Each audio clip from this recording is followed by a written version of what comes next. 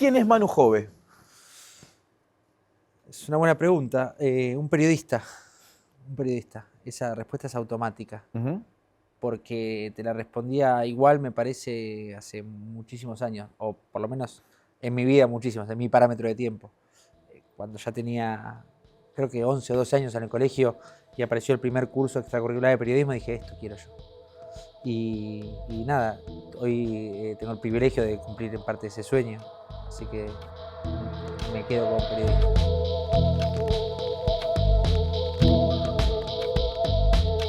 ¿Comunicar es cambiar? Es intentar, en todo caso, cambiar. Es al mismo tiempo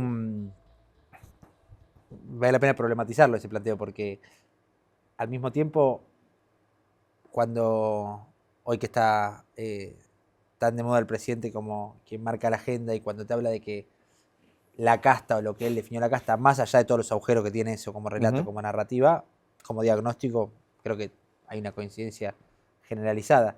Y cuando agrupa el periodismo como parte de la casta, uno se pregunta, bueno, tanto no se cambió entonces, porque colaboró con cierto status quo. Pero bueno, me parece que la pretensión de cambiar debería estar siempre, sí.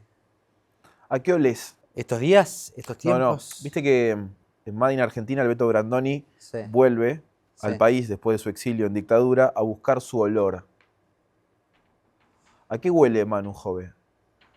A conurbano, seguro y orgulloso de eso. Ujú. Orgulloso productor conurbano de Quilmes en particular, que es como una especie de república aparte dentro del conurbano, o por lo menos eso consideramos nosotros, los quilmeños. Y seguramente ese olor es mi familia, es seguramente algún olor a suela de zapato de la zapatería de mis viejos, seguramente algún olor al pasto del club, el olor a la cancha, que a veces tiene ese olor más ácido vinculado a alguna que otra cosa, Ujú. pero todo eso seguramente es un combo, un cóctel. No sé cómo termina oliendo ese perfume, esa fragancia. ¿Primera o segunda generación de zapateros, tus viejos? Segunda. Mirá. Segunda. Mi abuelo abrió la zapatería en los años 50, creo que en el 52, si no le pifio. Y mis viejos continuaron con eso. Tuvo en su momento su negocio, y después mi viejo, ya con mi vieja, se hicieron cargo de la zapatería. Jove. ¿Familia Tana? No, Gallega, gallega. sí. Familia. De hecho, Jove, el apellido es gallego de Galicia. Creo que ahí hay una cosa de que era joven al principio, una deformación del apellido. Pero el apellido es Jove, porque siempre hay mucha gente que cree que es un apellido cortado, una especie de nombre artístico. No. Sí, familia gallega. Preparando la nota, empecé a esbozar la idea de que sos un periodista de padres separados. Los hijos de padres separados siempre hacen pie en todas las casas, porque saben negociar, son dialoguistas, son acuerdistas. Por tu naturaleza digital y analógica, digo, estás en el prime time de TN, estás en Blender, estás en Cenital. A mí me dio esa sensación. ¿Estás muy en desacuerdo con lo que digo? No, hay algo ahí, diría Rebor, ya que mencionaba Blender. Creo que sí, porque está muy aferrado a lo que consumo también, en esa dualidad en cuanto a los formatos. Al final de todo es el mismo laburo, digamos. No es que uno puede sentir o tener más libertades o guardar más solemnidades para uno u otro espacio, pero después el laburo es el mismo. No es que te voy a chequear menos un dato, una información, o volverme menos loco por una noticia, por una primicia, o lo que fuera, en uno u otro lugar. Sí, también al mismo tiempo vas entendiendo a las audiencias de cada uno de esos formatos, y te vas acomodando a los contextos y a las audiencias. Y quizás también funciona lo de padres separados a veces desde un punto de vista más ideológico, que entiendo que sucede y que puede interpretarse de esa manera. Hay algo, bueno, es raro. Yo hace poco, ando con otro colega amigo, con John ayer, le decía como que en esta idea de Corea del Centro, que se había instalado mucho en su momento, sobre todo el gobierno de Macri, que había funcionado como para aquellos que no tomaban partido, o que no adoptaban una posición determinante respecto a la grieta, o lo que la nata en su momento llamó grieta, pero apareció una chicana recurrente al lado de eso, que para los que criticaban a los de Corea del Centro, había una Corea del Norte y una Corea del Sur. Había un lugar republicano y había un lugar en donde no se respetaban los derechos básicos. Bueno, hoy no sé si hay. Hoy yo veo Coreas del Norte varias por todos lados, digamos. Ujú. Trato de esquivar las Coreas del Norte, pero bueno, sí, trato de andar en esa senda con lo divertido que también me parece visitar todas las Coreas posibles. Pero ¿en qué Corea vivís? En la del centro, o intento vivir en la del centro. Vivo como todos Sí. entre todas las Coreas del Norte que estamos, pero trato de ambular por esa ya no ancha Ujú. avenida del medio, digamos, ese angosto pasadizo, si querés, que no parece muy seductor en ningún aspecto, que tiene sus costos también, porque en general eh, es raro que estamos en un momento en el que me parece de manera acertada, digamos, o por lo menos hay argumentos para sostener eso, que la política está puesta en duda, en un sentido generalizado, está desvalorizada y no está en su mejor momento en cuanto a la consideración general, pero al mismo tiempo hay una búsqueda evidentemente, entre comillas, la gente, la sociedad, de liderazgos. Y esos liderazgos terminan recayendo quizás no en dirigentes como antes, pero sí en comunicadores muchas veces. Entonces escuchan a tal o a cual porque les dice más o menos lo que pretenden escuchar, quieren, Ujú. se retroalimentan los sesgos y demás. Bueno, hay una situación de relativa incomodidad en evitar eso. A mí me gusta, me divierte, me deja tranquilo sobre todo, pero y no tengo esa pretensión tampoco. Tengo la pretensión de que tenía ese nene de 12 años que quería hacer periodismo, de tratar de seguir haciéndolo. Pero entonces está bien que el periodismo sea más valiente que la política. Siempre tuvo que serlo, o debió serlo, digamos. En la esencia está eso. Ujú. Después, no tengo duda que, y para no hablar desde un lugar este, de mirarlo de costado como si uno no formara parte, iba a Ujú. decir, se achanchó, no se achanchamos, en general como parte de ese status quo. Eh, Hay prácticas que uno quizás, no sé, ya forman parte de cómo se ejerce la profesión y que están ahí y son vicios que uno va agarrando, ¿no? Ujú. Eh, que tienen que ver con un montón de cosas, cómo se termina ejerciendo la profesión en cuanto a condiciones, a características, al momento, que me parece que siempre son para revisar, que está bueno esquivarlas por lo menos. Hoy hacer periodismo en serio en Argentina es que el presidente te bloquee WhatsApp. Bueno, es un pequeño certificado. Al mismo tiempo tampoco te asegura nada porque es un nombre de bloqueo fácil, eh, en parte, pero bueno, creo que sí, yo considero que sí. O sea, en general el periodismo funciona y está pensado como algo que debe incomodar al poder. Esta idea de cuarto poder era por la herramienta que el periodismo podía ejercer justamente ante esos otros poderes, si querés los republicanos y los fácticos, como puede ser el empresariado, como puede ser un sistema que está muy instalado. Después el periodismo se convirtió más, por momentos, en un poder más de esa mesa, Ujú. digamos, se sentó a comer en esa mesa y se convirtió más en parte de esos comensales, y uno quizás se olvida que el gen original era ese, era romper las pelotas, básicamente. Debería ser romper las pelotas. Después en la lectura agrietada de las cosas, viste, ponerte de un lado o del otro, y si tomás una posición es porque en realidad estás en las otras, todas trampas casi psicopáticas, no de este gobierno, de los gobiernos, digamos, de Ujú. la lógica del amigo-enemigo. Hay que Y evitarlo. en ese registro que en Argentina todos te puteen, ¿es una buena noticia? ¿Qué sé yo? Es una discusión que tengo habitualmente con amigos, con colegas, con gente no necesariamente involucrada en esto, porque también a mí me pasa mucho que me putean de los dos lados, si querés, para Ajá. resumirlo. También puede generarse una confusión, porque yo en general creo que es porque están parados en una o en otra tribuna y uno, sin estar parado en esa tribuna, está sometido y expuesto a eso. Lo que pasa que tampoco hay que creerse permanentemente que es así, porque si no te vas a confundir, digamos. Si siempre me respaldo en no, me putean los dos porque hago todo bien, bueno, no.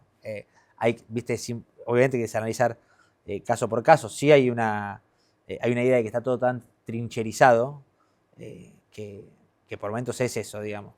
Y hay veces en las que pasa efectivamente, digamos, es indiscutible, con la misma situación o contando lo mismo de un lado o del otro y te están puteando y, digamos, una mera descripción de una situación Ujú.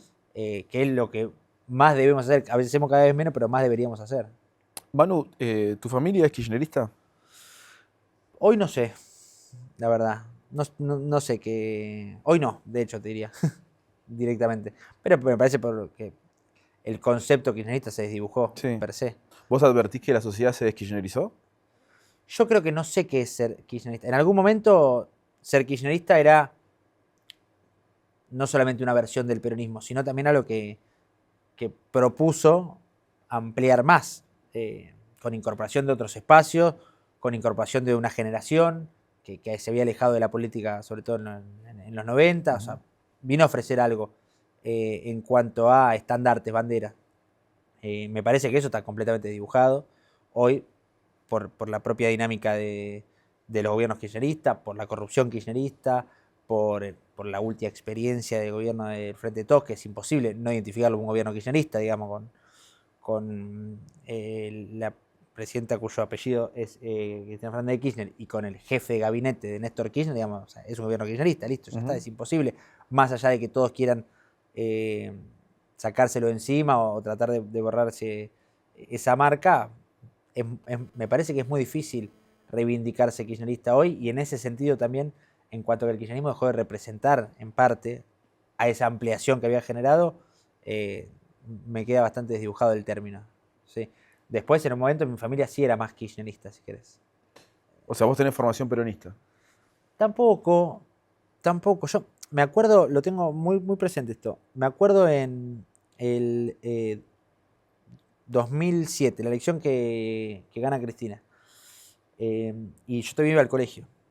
Y me acuerdo que yo tenía mucho mamaba mucho y escuchaba, tocaba de oído cuando mis viejos hablaban un poco, siendo más chicos, tampoco con demasiado interés, pero sí con lo que se va despertando a esa edad, primaria y quizá el comienzo de la secundaria, que se venían quejando de ello, obviamente. Y me acuerdo, aunque no me hacían partícipe de esas conversaciones, que en el 2001 la pasamos mal, digamos, que nos mudamos de la casa a la casa de mi abuela en el fondo, que después terminó siendo nuestra casa, que, viste, o sea, que teníamos 2 autos de mi viejo y pasamos a tener ninguno, y después un auto chiquitito y como que hacerse de vuelta. Mi viejo tuvo un negocio, lo cerró, se fue ahí a agarrar O sea, me acuerdo de todo eso viéndolo.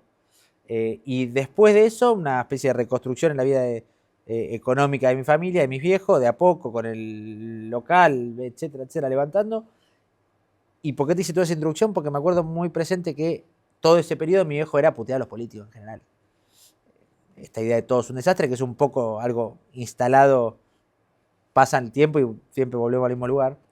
Y me acuerdo que en 2007, cuando acompañé a mi viejo a votar, que solía hacerlo, le digo, ¿vas a votar en blanco? Va a ser como medio como acostumbrado a que esa era la lógica. Y antes de ir a votar, fuimos a comprar una tele grande, pantalla plana. No, pantalla no de las de tubo como las viejas, digamos. Y me acuerdo que fuimos a comprar eso como una gran incorporación para la casa. Y me dijo, mira, te voy a decir la verdad, estamos yendo a comprar una tele, veníamos de la lona, no me puedo quejar ahora. Y me acuerdo que fue la primera que me blanqueó que se posicionaba. Pero no es que tampoco había ni una historia de militancia ni nada por el estilo. Sí hubo una familia que valoró, digamos, el tiempo histórico en aquel momento, sí. Y esas cicatrices del 2001, que nacieron en vos a partir de la casa de tu abuela y demás, ¿se te filtran en la manera de mirar hoy? Me parece que a todos los que lo vivimos. Lo que empieza a pasar también es que, y me parece que responde a esto que hablábamos antes de cómo el kirchnerismo fue perdiendo niveles de representación, que ya empiezan a haber más habitantes en suelo argentino que no lo vivieron, que no se acuerdan, que pasa a ser historia, digamos, que pasa a ser lo que dicen los libros, o las anécdotas que podemos contar, o lo que puede aparecer en documental en YouTube, pero no la vivieron. Y así como no vivieron eso, ya empieza a haber más gente hoy políticamente y laboralmente activa que tampoco vivió los años kirchneristas, entonces se está tratando ese espacio, el kirchnerismo, quienes rodean a Cristina están tratando de enamorar con algo que ya no genera un recuerdo práctico, concreto. Pero sí creo que están esas. Yo de los 90 me acuerdo muy poco, pero de ese 2001, teniendo yo 9, 10 años, me lo acuerdo. ¿Sí? Claro, porque hay algo de lo viral que no tiene atrás, ¿no? Es imparable, no se puede frenar, pero es tan veloz porque no recuerda también. ¿Cómo haces vos para comunicar con conciencia histórica en la época del cliqueo? Es muy difícil porque es todo muy voraginoso. Es muy voraginoso todo. Y uno entra en esa voragina. Yo también al mismo tiempo, más allá de una carrera, si querés, de 10 años entre productor primero y mis primeros pasos en tele y lo que fuera, siempre ejercí la profesión con esto también, ¿viste? Y me quedo fascinado cuando La Nata y Andrea Rodríguez, la producción de PPT, contaban las anécdotas de las viejas redacciones y con los ojos así como el 2 de oro, escuchando cómo era y cada vez que me encuentro una de esas anécdotas, Nelson contando sus transmisiones, Nelson Castro, sus transmisiones en su momento en los programas deportivos y cómo funcionaba eso, iban a llamar lejos, acá, allá, toda esa historia me fascina, pero no me lo imagino. O sea, hasta no sé si me generará cierta ansiedad, probablemente también como parte de esta generación de la del teléfono. Es difícil en ese contexto, en el contexto de la, iba a decir la sobreinformación, que es cierto, pero la sobreinformación, aparte, ¿para quiénes? ¿Para cuántos? ¿Cuántos somos metidos en ese sentido, digamos, en la de estar hiperinformados? O sea, también al mismo tiempo cada vez vamos hablándole más a ciertos nichos, ¿viste? Es como muy particular. El contexto me parece que tiene mucho que ver con esto que Vos empezaste como productor en Artear. sí. Había laburado antes en ESPN, un programa deportivo, hablemos de fútbol. Ajá. Y después sí empecé mi primera experiencia en noticias, información general, digamos, si querés, fue productor en TN. ¿Trabajaste con Nelson? ¿Trabajaste con La Nata? Sí. ¿Trabajaste seguramente con Mitre también? No. Mitre trabajé con La Nata solamente ya. En La Nata Sin Filtro. ¿Con quién más trabajaste? No, con un montón. Si querés, como dos grandes referencias con las que me tocó trabajar directamente con Nelson y con La Nata. ¿Quién fue el mejor? Para mí en general La Nata. Pero por un todo, por disruptivo, por periodista, por una cabeza diferente, por alguien que entendió, me parece, como no lo había hecho ninguno antes, lo de que la idea de comunicar, además de cambiar, además de todo, es entretener. Digamos, aparecía el entretenimiento como un rubro en sí mismo y lo informativo, lo periodístico como otro, así que bueno, La Nata hizo acá, esto es una sola cosa. Sí, el cómo está a la altura del qué. Totalmente. Y eso te lo aprendías también con él, permanentemente. ¿Y por qué crees que todos lo putean pero nadie lo supera? Bueno, porque también se hizo putear el gordo entre tantas cosas que hacía. No tengo duda que tiene una personalidad súper particular. En el sentido que era parte de esa misma esencia que tenía. Como esa misma disrupción del primero que puteaba abiertamente en tele o donde fuera. Y así permanentemente. No es que es La Nata porque puteaba, digamos. La Nata porque supo leer e interpretar su tiempo histórico para decir que en ese momento tenía ganas de hacer eso al mismo tiempo. Me parece que también hay una cuestión de esto, de los formatos, de las audiencias, que hace que sea cada vez más difícil alcanzar ciertos niveles. Ni hablar si vos empezás a repasar toda esa carrera, digamos. Ya el chabón te pone la vara en crear página 12 a los 27 años, vos decís, bueno, ya está, listo. Está sacando varios cuerpos de ventaja todo. Pero más allá de eso, creo que hoy, también a nivel audiencias y repercusiones, digamos, yo en los formatos actuales veo imposible una convocatoria como la que el tipo generaba los domingos a la noche, sí, de un lado y del otro, para putearlo, para celebrarlo, para un programa periodístico y de denuncia política, ¿viste? Sí, fue el último periodista hábito, ¿no? De sentarse a ver. Sí. Y también el último periodista sello, porque si lo decía La Nata, no había que ir a rechequear. Ahora, ese último La Nata tomó una decisión que tiene, creo, mucho que ver con el coraje, que es pelearse con su propio público, sí, ¿no? Porque hay algo de ese público, si quiere, pseudo-macrista, que votó a Milei, y él terminó querellando al presidente. Sí. Digo, ¿hoy hay margen para pelearse con la audiencia?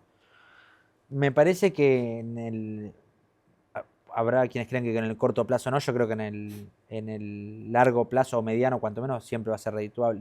No digamos, no generarlo por generarlo, no buscarlo como un objetivo, pero hay una autocensura permanente en los medios con las audiencias, con lo que supuestamente que es las audiencias, y al margen de eso, con sistemas de mediciones, digamos, cuanto menos para, para revisar o para poner en duda.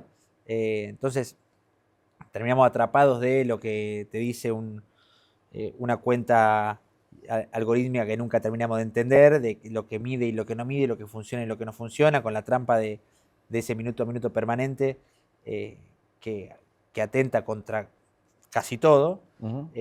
Pero me parece que el que tiene esa valentía, si querés, para a la audiencia, como la que tuvo Jorge, digamos, no es algo tan habitual, como a la audiencia generó y que cultivó y al mismo tiempo que fogoneó lo que fuera, ponerle un punto, che, pará, acá esto hay que marcarlo. Ujú. Me parece que ese es el ejemplo, esa es la parte de romper las pelotas, digamos, del ejemplo periodístico.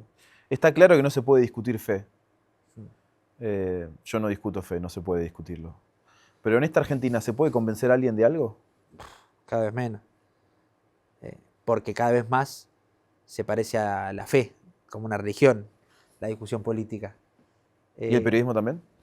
y el periodismo también. Y sí hay mucho pastoreo, casi a nivel evangélico, cuando Ujú. vos ves editoriales varias, digamos, y y que te habla al mismo tiempo de esos liderazgos de los que hablaba. Hay gente buscando referenciarse en tipo que saben comunicar, que son buenos, que son efectivos, que con particularidades según el caso, pero tienen, bueno, ni hablar que tienen oficio, digamos, pero tienen esa sensación de cómo leer al público, a su público y a los públicos. Pero empieza a pasar mucho eso, empieza a pasar que se vuelve una trampa también, ¿no? En algún momento. Ujú. ¿Le reconoces algo a Milei? Sí, un montón de cosas. Primero ese diagnóstico original, que vos lo podías sentar en aquel momento a Milei con Grabois como dos referentes, digamos, extremadamente opuestos y van a coincidir. Esta idea de una política hablándose a sí misma, que permanece, digamos, que no sé cuándo se agota, si es que se agota, pero que funciona de esa manera y que estaba ahí, que estábamos todos formando parte de ese otro entretenimiento como si fuese la normalidad. Ujú. O quizás es la normalidad, pero digamos, está bueno marcar que no es así. Después, al mismo tiempo, vienen con ese discurso para retroalimentar ese mismo sistema en un montón de aspectos, está clarísimo. Ujú. No es que compré esa historia, pero sí entiendo que ese primer diagnóstico estaba acertado. Y después, también la identificación de cuál era el problema en su momento y apuntar a resolverlo. Después vemos los costos, después vemos qué tan sustentable o sostenible es. Pero la cuestión de la inflación era insoportable. Era insoportable y me parece que al día de hoy todavía hay todo un sector que no lo identifica, que no logra tomar dimensión de cuán insoportable era. Yo no viví la hiper de Alfonsín como gran acontecimiento histórico respecto a índices inflacionarios, pero esto no era insoportable. Eh, y atacar ese problema, iba a decir de raíz, no sé cuán de raíz es, digamos, atacarlo por lo menos, atacarlo, identificarlo, atacarlo y resolverlo, por lo menos emparcharlo, era algo muy necesario. ¿Y por qué intuís que el gasto nunca es parte de un pacto democrático? Me parece que era también parte esto de ese mismo juego al que ya había entrado la política, ese mismo barro, o esa misma arena movediza, o lo que fuera, todo el discurso de Estado presente con un Estado ineficiente, no era más que, que un tiro en el pie, digamos. Si vos estabas vendiendo que la participación del Estado en la vida diaria de las personas era lo que cambiaba las cosas, y en los hechos querés hacer un trámite en donde fuera y es imposible, Ujú. bueno, estamos en una contradicción ahí evidente, explícita. Bueno, ahí hay algo. La idea de usar organismos públicos como aguantaderos de la política, la idea de distribuirse lugares y querer ocupar determinados cargos porque eso representa cantidad de ravioles que puedo llenar y así pagar, entre comillas, pagar políticamente a tal o cual o aquel que me bancó para llegar a tal lugar, era la norma, se había Ujú. vuelto la norma, no digo que hoy no lo sea, con mi ley también lo sigue siendo, porque sigue funcionando de esa manera, porque hay un cierrista y se matan de la misma manera para ver cuántos lugares tiene, representa o cuida cada uno, porque se están sacando los ojos, en definitiva, atrás de todo como gran discusión por cajas del Estado. Todo eso no es que lo vino a resolver Milei. Lo expuso quizás en parte, y donde vos decís, hay cosas que, che, dale, era medio insostenible. Por eso por ahí el concepto de casta es más profundo que el de grieta, ¿no? Sí, totalmente. Totalmente.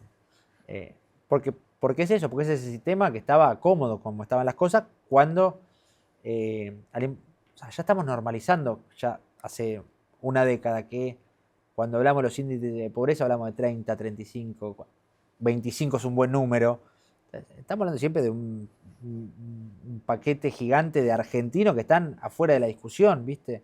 Y de hecho ya hace mucho tiempo que el piso ese no se modifica. Me acuerdo la promesa de Macri de pobreza cero, digamos, por lo menos identificando que había un problema con eso y con la lucha contra la corrupción, identificando que ahí había un reclamo nítido.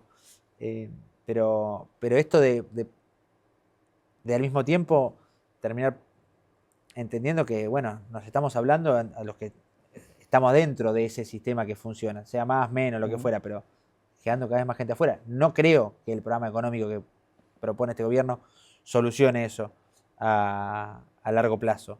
En el corto plazo y por el sistema de medición sí lo resolvió porque vos ves el número y la pobreza cayó. Y cayó principalmente por haber atacado ese problema central que es la inflación, digamos. Cuando no te aumentan las cosas todos los días de una manera descontrolada, bueno, te alcanza más la guita por lo menos para comprar lo básico. ¿Y hoy Milei tiene contra quién perder? Pareciera que no. Pareciera que no, y cuando vos ves la negociación peronista por el armado de lista, te das cuenta que no. Que primero que no le encontrás ningún otro argumento al peronismo como principal fuerza opositora para no interpretarla como el frente de todos sin Alberto Fernández, digamos. Vos ves, es básicamente todo lo mismo, sin grandes incorporaciones, sin salidas rutilantes. Sí, hay 3 ministros albertistas. Aparecen en las listas, aparecen los socios políticos y sigue siendo esa discusión de cómo distribuimos los espacios para que estén todos medianamente conformes. La deuda que tiene la oposición, el peronismo si querés, pero la oposición en general es apropiarse de reclamos que empiezan a aparecer cada vez más a nivel social y que te das cuenta son genuinos porque más allá de que se lo quieran apropiárselo, digamos, bien, no utilizarlo políticamente.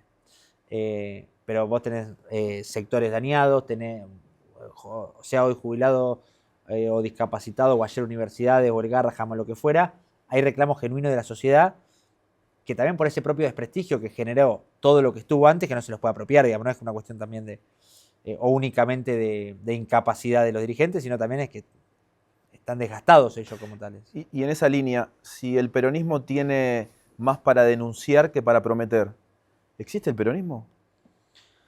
El peronismo existe y va a existir porque es ese sello que se adapta, para empezar. Si yo te digo que con el mismo sello estuvieron Menem, Néstor y Alberto y hoy es el que usa Schiaretti en Córdoba, pero el que usa Sáenz en Salta, ¿qué es? Bueno, es todo y es nada, un poco, al mismo tiempo. Más allá de la doctrina, más allá de las reivindicaciones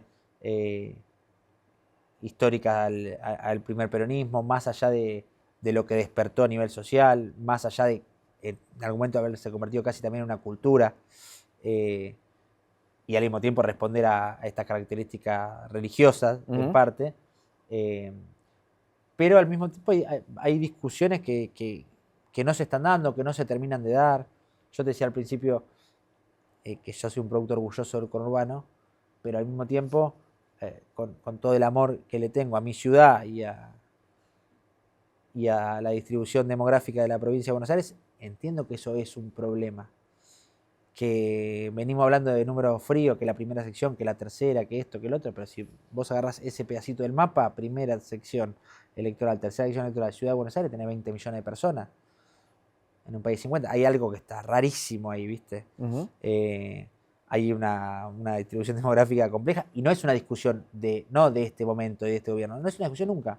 Ya está, es así, sigue siendo así, y listo, y seguimos. Y hay ahí algo para revisar en algún momento, ¿no? Pero digo, pasamos del proyecto nacional a un proyecto federal, a la conurbanización del peronismo, y ahora estamos discutiendo secciones. ¿Le ves futuro de partido vecinal? No necesariamente. No necesariamente porque ese sello reivindica y porque ese sello aglutina y porque ese sello funciona en muchos niveles para la conversación política. Ujú. El peronismo seguía siendo un elemento de poder mucho después de que los últimos peronistas del primer peronismo participaran de la conversación, digamos. Entonces, ya está consolidado ese nivel de trascendencia, digamos. ¿Quién es más popular hoy, Milei o Cristina? Hoy creo que, estrictamente hablando de números y demás, hoy creo que Milei. Los dos tienen la misma particularidad, bueno, más allá de que una está inhibida para presentarse electoralmente, que tienen un alto nivel de rechazo también.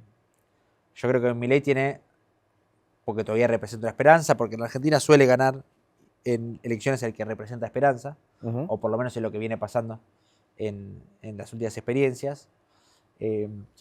Creo que Milei tiene un nivel de rechazo muy alto, que llegó con ese nivel de rechazo muy alto porque es la única manera de explicar que el ministro de Economía del desastre económico anterior haya sacado en un balotaje 44 puntos. Haya llegado a un balotaje y haya sacado 44 puntos. Ujú. Solo se explica porque el tipo ya generaba rechazo de manera anticipada y ese rechazo solamente uno tiende a creer que creció Ujú. de entonces para acá.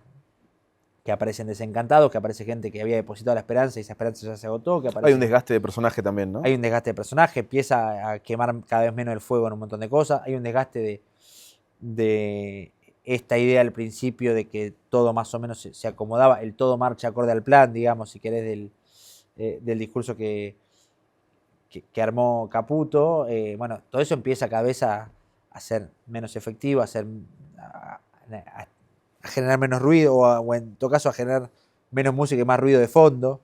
Empieza a pasar todo eso y después, nada, los reclamos se les hacen a los oficialismos, básicamente. El cuento y la historia de que está claro, no se le puede reclamar en 20 meses que solucionen los problemas de 20 años. Nadie pone en duda eso. Lo que pasa es que vos ves que hay un montón de problemas de 20 años que siguen, como pareciera o todo el día que sucede con niveles de corrupción, digamos. O sea, vos en 20 meses tenés una serie de escándalos atípica. También es un gobierno voraginoso, nadie lo puede negar eso, Ujú. digamos. Vino muy al estilo Milei y muy al estilo del núcleo de gente que lo rodea, probablemente. Es todo muy rápido, todo muy acelerado. Pero en ese nivel de aceleración también estás teniendo niveles de corrupción, o por lo menos escándalos, o puntas de lanza de escándalos, que son demasiados para lo que llevamos de gobierno. ¿Y por qué pasa de todo pero no pasa nada? Digo, es la fragmentación, es el quietismo, es que Milei es una forma de venganza, es que a la gente ya cada vez le importan menos las cosas porque no se siente representada por nada. Y porque también al mismo tiempo, para mí me genera un gran signo de interrogante después de Milei, que va a haber un después de Milei, ¿no? En algún momento va a haber un después de Milei. Como yo cito seguido esa frase que involuntariamente al aire dijo Massot creo que fue con Laje, Ajá. cuando dice, bueno, nosotros podemos estar 4 años, 8, lo que fuera, y después venía el peronismo de alguna manera. Creo que hay algo de eso en la repetición Sí. cíclica argentina.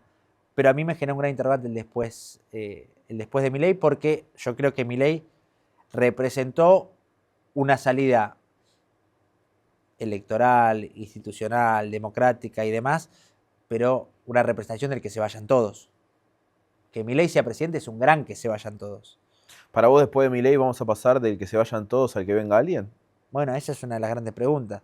El péndulo pega la vuelta completa y va para la izquierda radicalizada.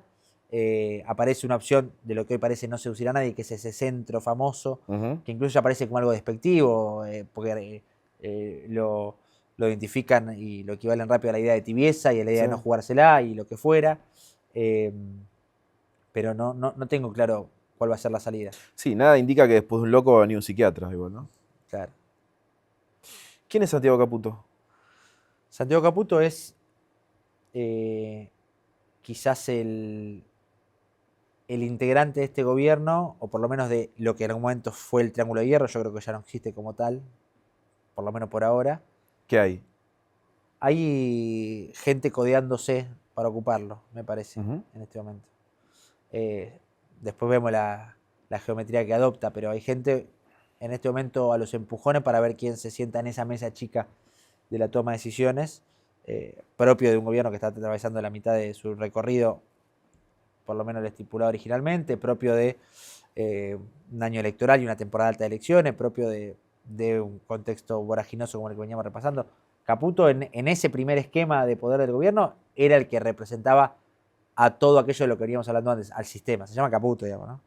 Y el que al mismo tiempo vino a profesionalizar en cuanto a la comunicación y después ampliarlo en un montón de otros rubros y hacer lo que quizás intentó en algún momento ser una especie de gobierno de consultores, al que me parece que se le puso un freno, de alguna manera, a través de Karina Milei, a través del armado de los Menem, y ahí es donde empiezan los codazos, los empujones, que también uno no sabe qué tan sostenible es que 3 o 4 de las cabezas del gobierno se estén matando por poder.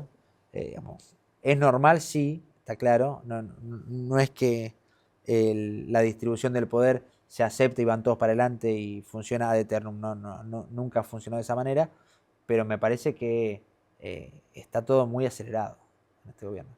Y Santiago Caputo es un gran estratega de campaña, o por lo menos lo fue en la experiencia 2021-2023, por todo lo que yo pude recopilar, el laburo con Maya, el libro El Monje que publicamos sobre su vida y su historia, y a partir de él la excusa hablar del mundo de los consultores, de un fenómeno nuevo como era la Libertad Avanza y demás.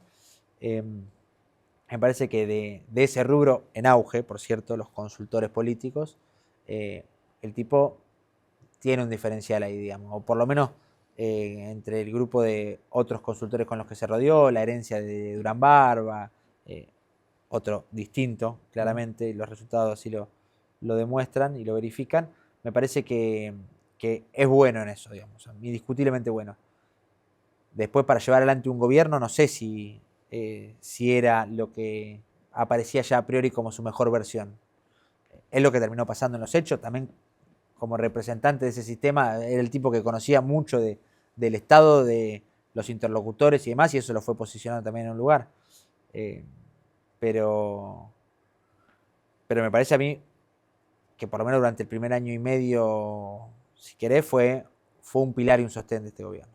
O sea, pasamos del triángulo de hierro al dúo de oro. Bueno, eso, me parece que ese dúo estuvo siempre. El tercer vértice rotaba. Iba un poco ahí viendo quién se quedaba con ese lugar, una especie de juego de la silla. ¿A qué me refería con Caputo con lo de sostén de este gobierno? Yo ya tuve varias conversaciones en las que gobernadores, dirigentes varios, diputados, legisladores y demás salen de reuniones con Milei y salen diciendo menos mal que está Santiago Caputo acá. Alguno que se lo dijo a él incluso, no te vayas nunca porque esto se va a o sea, se lo dijeron tipos que forman parte de esas conversaciones y que a veces no terminan de entender la psicología particular del presidente, ¿viste? O sea, Caputo humaniza la figura del presidente. Debe funcionar algo así en ese sentido, supongo. Es como un traductor político. Bueno, es que me parece que ahí su mérito central estuvo en saber jugar políticamente con esa cabeza particular.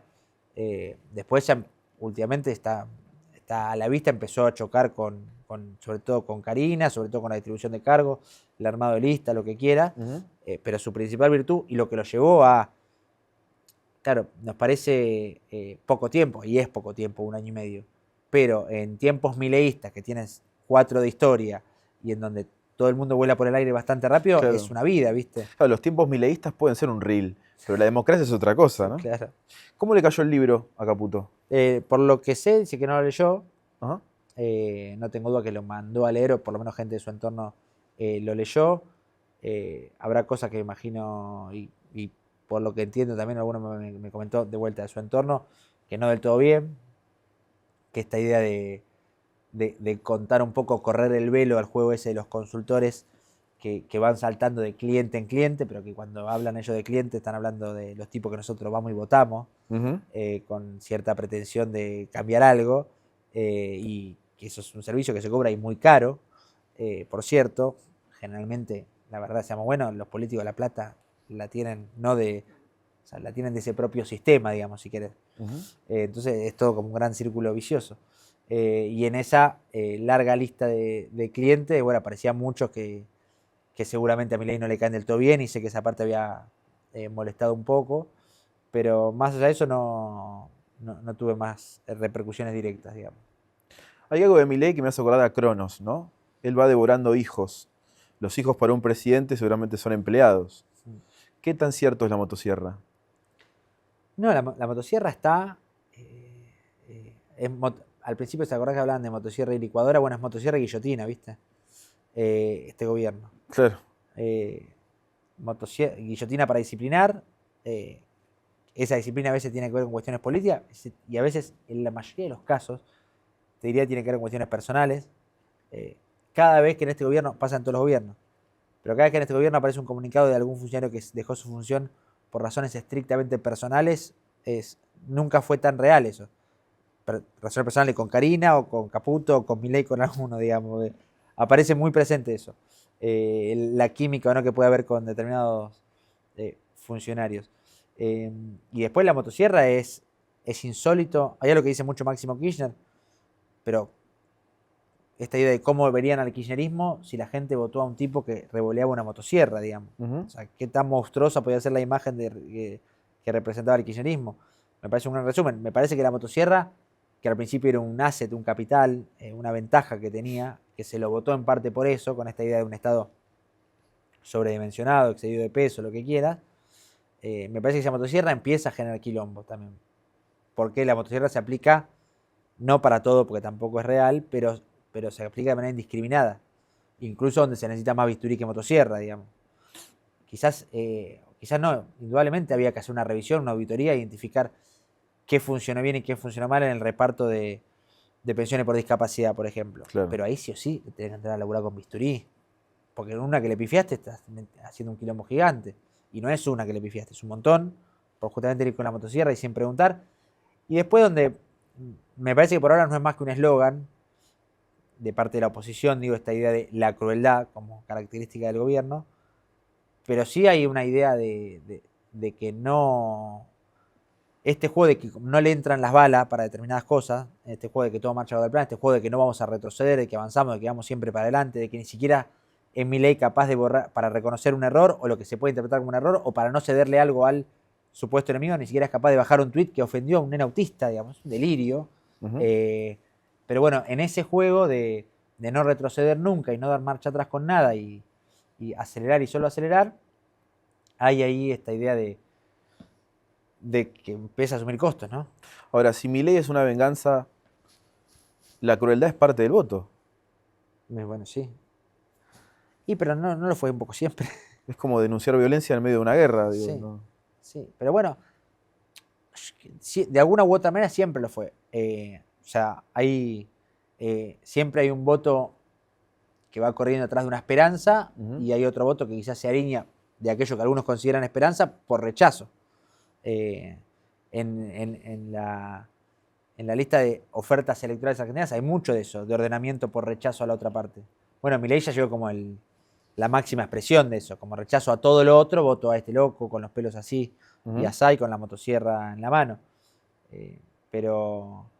Y al mismo tiempo uno se pregunta, bueno, Milei, ahora viste que dejó de insultar, me parece que aferrado con algún tipo de medición también de que dejaba de caer bien, o por lo menos no tenía el mismo impacto positivo. Pero yo creo que al principio la gente, o mucha gente, o por lo menos ese núcleo duro original que lo vota esos 30 puntos de la primera vuelta, no es que votó a un tipo a pesar de que insultaba, lo votó porque insultaba, lo votó porque estaba enojado, lo votó porque había una carga violenta en el tipo que ya no sabía qué carajo votar para vivir más tranquilo. Entonces, hay también una carga de violencia en Milei presidente, desde ya, y así en ese sentido no defraudó. ¿A qué obedece el ausentismo electoral? ¿A que nos sacamos la democracia de encima o que a los votos no nos ordenan más? A todo lo que hablamos antes, en parte, a mí me pasa que me pasó la última elección, sobre todo en el balotaje. O sea,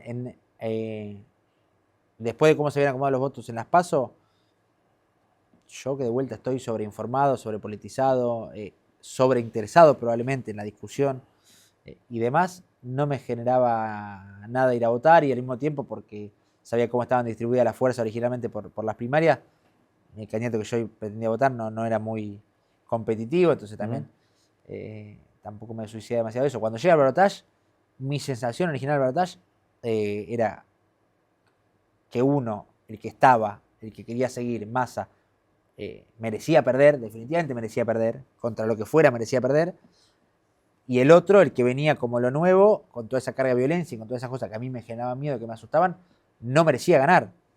Y no merecía ganar contra nadie. Entonces, eso se traspola a lo que soy. Y después de eso, ya te digo, hoy estoy viviendo en la ciudad de Buenos Aires con mi novia, pero tengo la misión que me tengo que ir a Quilmes a votar.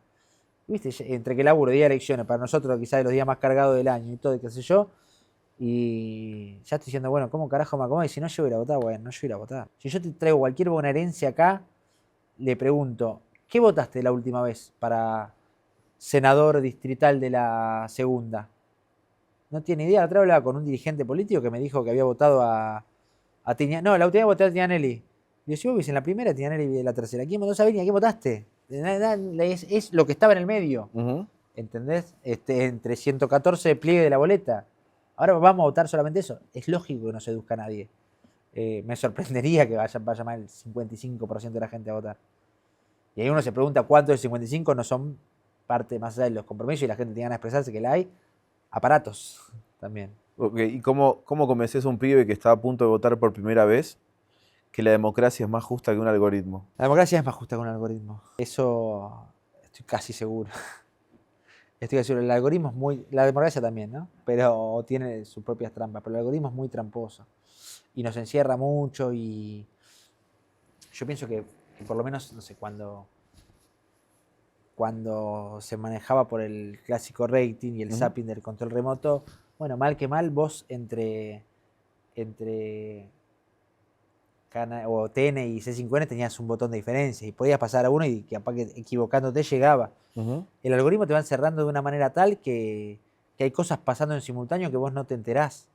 Y no son cositas, una cosa menor, no sé qué. ¿Cuántas veces te pasa, Facu, que ves un pibe que está llenando, a mí me pasó literalmente el año pasado, un pibe llenando, haciendo dominadas, el obelisco, estaba el obelisco repleto, ¿qué onda? Y un pibe haciendo dominada que venía haciéndose un año dominada para romper un récord. La rompió toda, el pibe no sé qué. No lo he visto en mi vida hasta el día que llenó el obelisco, o sea, literalmente no pude evitar verlo porque tenía que pasar por ahí.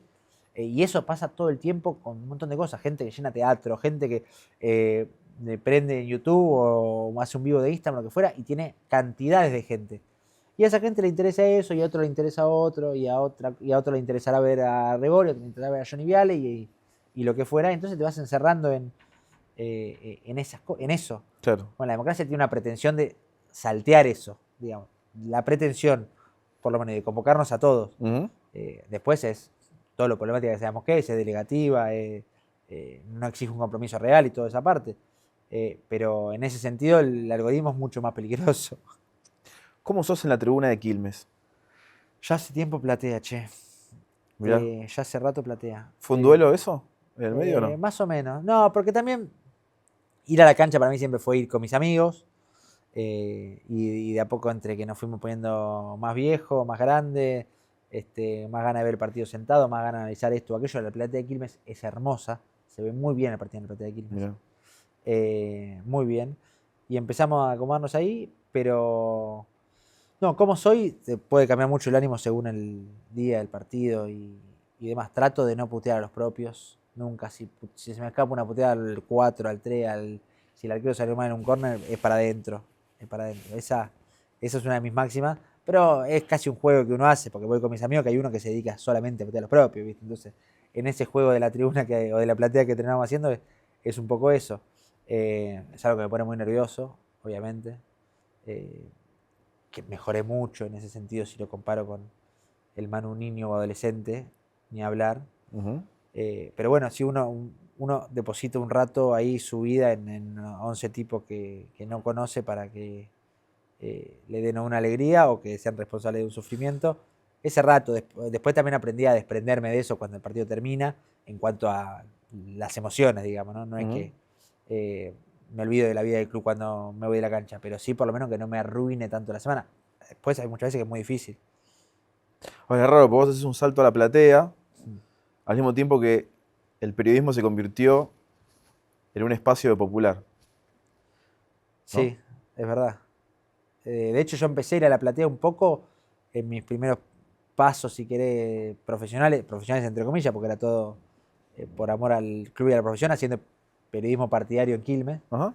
Y ahí empecé a ir a la platea porque cubría esto, lo otro, y ahí terminé acomodándome un poco también en la platea. Pero sí es cierto. Creo que igual es un detalle donde terminando el partido ya tiene que ver con cábala, con situaciones, con prácticas y costumbres. ¿Y de acá a 10 años te ves presidente de Quilmes? No, de acá a 10 ¿No? años no tengo ni puta idea qué va a pasar.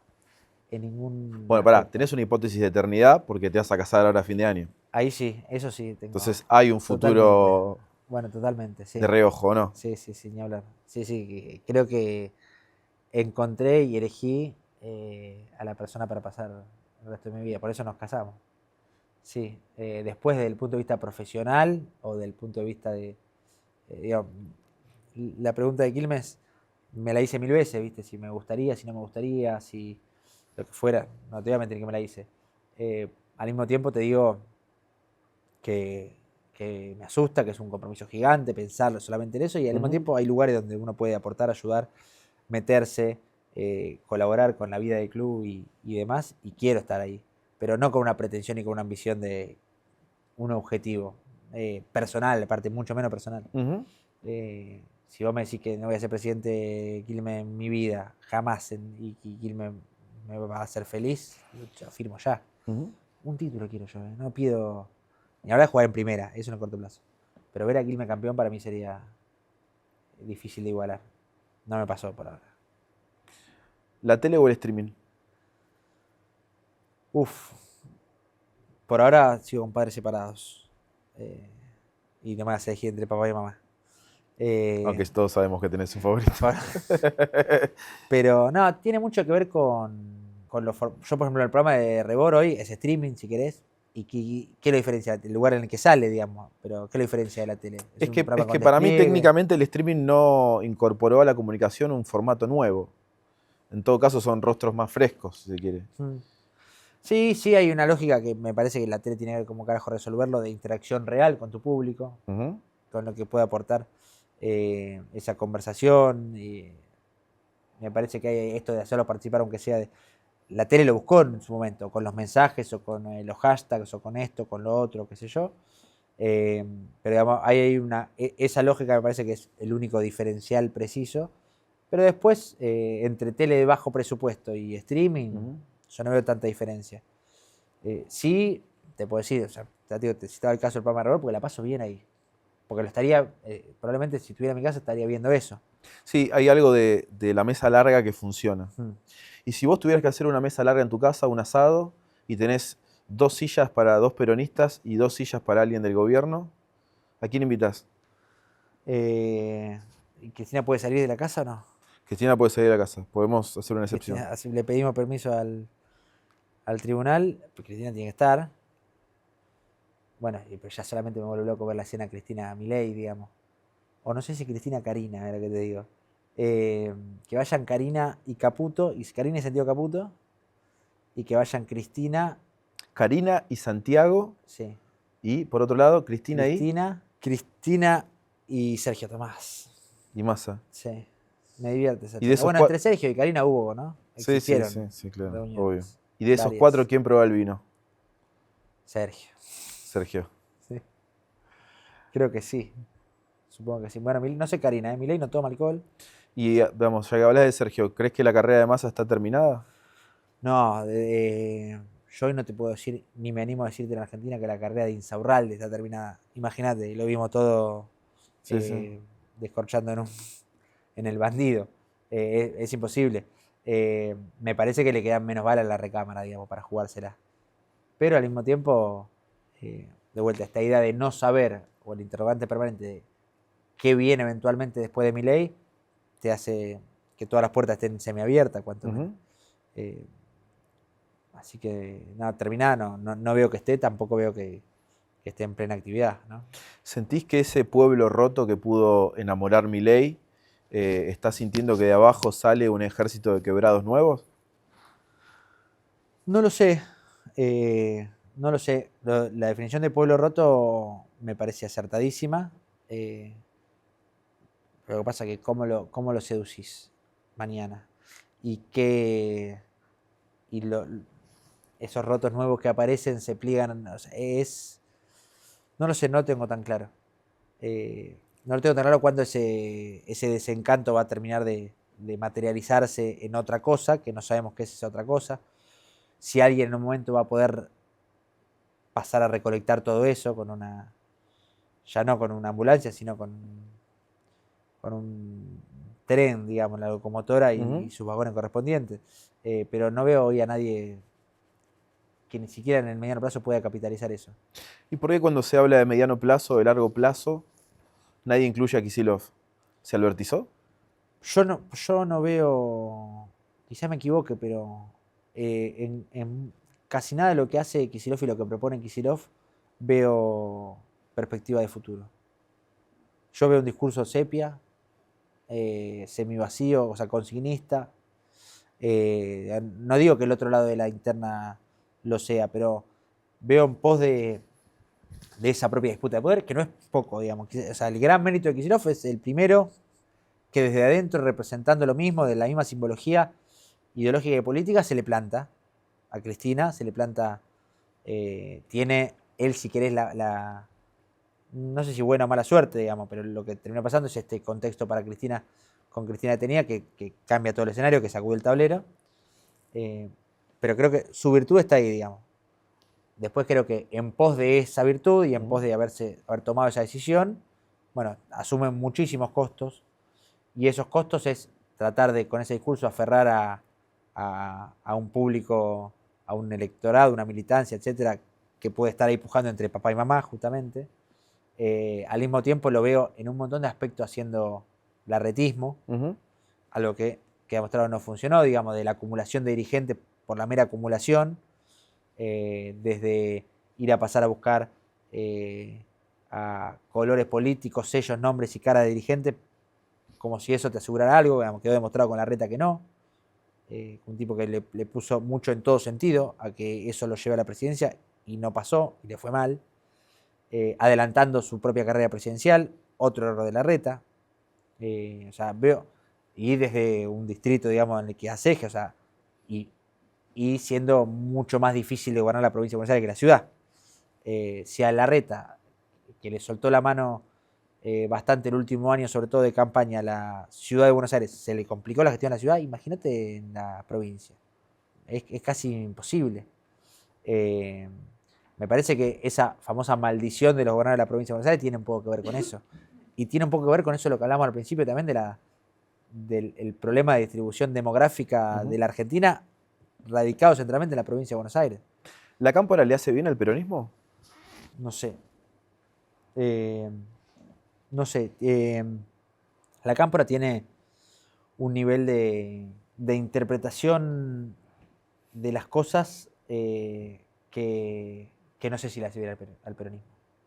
Pero al mismo tiempo yo no sé qué hoy le hace bien al peronismo.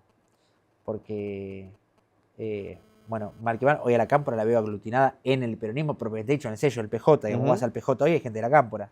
En Nacional, en la provincia de Buenos Aires con Máximo. Bueno, nada. Después creo que sí, la idea de la agrupación juvenil ya está. Ya está. Los muchachos están peinando cana, aparece una renovación, pero yo no termino de identificar qué representa esa renovación. Me parece, y al mismo tiempo la Cámpora veo que es un dirigente en parte interesante, pero que al mismo tiempo me parece que está limitado por sus propias condiciones, que es Máximo Kirchner. O sea, no sé qué de distinto es la Cámpora, lo que diga, deje de decir, si hoy aparece más o menos por la situación de Cristina, es otra historia, pero al Máximo político, que para mí, o sea, es un hábil negociador político, tiene un montón de virtudes, tiene un anclaje electoral, digamos, me parece que tiene un peso que va a ser difícil de solucionar en cuanto a imagen negativa, entonces está limitado en ese Tiene sentido. peso y tiene fondo el apellido Kirchner. Sí, claro. Sí. Vos sabés que en más de una hora de charla no mencionaste la palabra Macri. ¿Crees que es parte del reflejo de Milei ante el espejo? ¿O hay un futuro ahí? No, creo que Macri es todo un síntoma que no haya aparecido nunca. Que Macri no fue tan fundamental como seguramente él cree para que Milei sea presidente, digamos que solamente se subió a una ola que ya estaba, a una tabla que ya estaba en medio de la ola. Creo que también esa tendencia a la desaparición asume o termina funcionando como un costo por no haber representado más que el antikirchnerismo, digamos, al final de todo. Y tenía una carta más allá de lo hipócrita que puede resultar eso cuando uno repasa muchas cosas que pasaron durante su gobierno, pero tenía una carta, si querés, en esta idea republicana, en esta idea en contra de la corrupción, en esta idea. Tenía una carta, digamos, por lo menos un sector del electorado lo había identificado con eso. No digo que fuera lo que efectivamente representa Macri, digamos, ahí. Hay muchísimas causas y denuncias que demuestran lo contrario, pero me parece que encima dilapidó eso, ni siquiera le interesó. Dijo, si le quiere que se lo quede Lilita, digamos, esa carta de presentación de que represento esos determinados valores, me subo a lo que fuera. Yo creo que ahí por la propia lógica de supervivencia, por ese instinto, por ir corriendo atrás de la gente que en algún momento lo acompañó, o por lo que fuera, pero me parece que le cedió todo. En todo caso, le agregó a Milei, o lo validó como lo que se quiere presentar ahora en el nuevo esquema de polarización, como la opción antikirchnerista. Además de todo lo que ya era Milei, es la opción antikirchnerista. Con la reconversión de la anticasta, de la antipolítica, del antikirchnerismo también, que eso puede tener un costo en algún momento. Pero le aportó eso, digamos, o sea, le validó esa característica, no mucho más. Sé que estaba viendo, te queda bien el logo este atrás, ¿eh? Es lindo este. Gran logo. ¿Vas a trabajar acá? No sé dónde voy a trabajar. No sabes nada, boludo. No sé si vas a ser puede. presidente de Quilmes, si vas a trabajar ¿Cómo voy acá, a si vas a saber ir algo? con Rebor. ¿Cómo voy a saber algo si soy periodista? Si tuvieras que titular tu vida en una placa roja, ¿cuál sería? Está muy bien la pregunta.